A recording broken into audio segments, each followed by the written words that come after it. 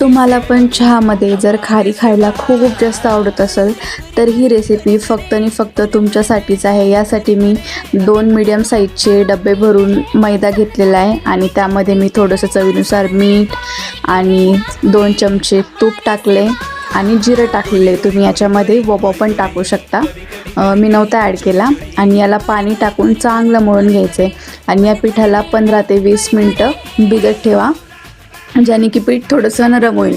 आणि मग काय करायचं आहे, छोट्या छोट्या एकदम पतल्या साईजच्या पोळ्या लाटून घ्या मोठ्या आकारामध्ये।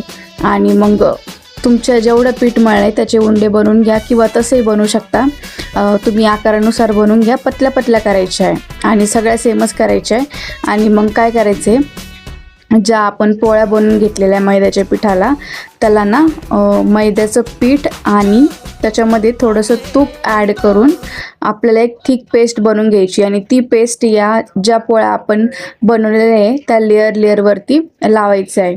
आता मी पहिले मैद्याची जी पोळी केली होती त्याच्यावरती लेअर करून जे मैद्याचं पीठ मी बनवलेलं होतं तूप टाकून ते लावलं आहे आणि त्याच्यावर परत दुसरी पोळी ठेवलेली आहे।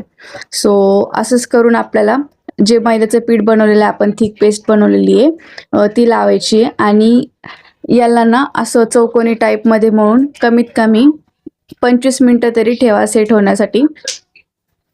आणि मग नंतर याची परत पोळीच्या आकाराची थोडीशी जाडसर पोळी लाटून घ्यायची आहे आणि मग पोळी लाटणं झाल्याच्या नंतर तुम्हाला जशा पाहिजे त्या आकारामध्ये तुम्ही कट करू शकताय। मी म्हणजे पतल्या साईजमध्येच कट केलं होतं, जशी की आपली खारी असते त्या टाईपमध्ये। आणि याला कट करून तळून घ्यायचं आहे। तेल जास्त गरम नका करू, नाही तर आतमध्ये कच्चच राहील। सो मीडियम लो फ्लेमवरती अगोदर तेल गरम होऊ द्या आणि मग गॅस एकदम लो फ्लेमवरती ठेवा आणि मग याला तळून घ्या आणि छान असा गोल्डन कलर येतो।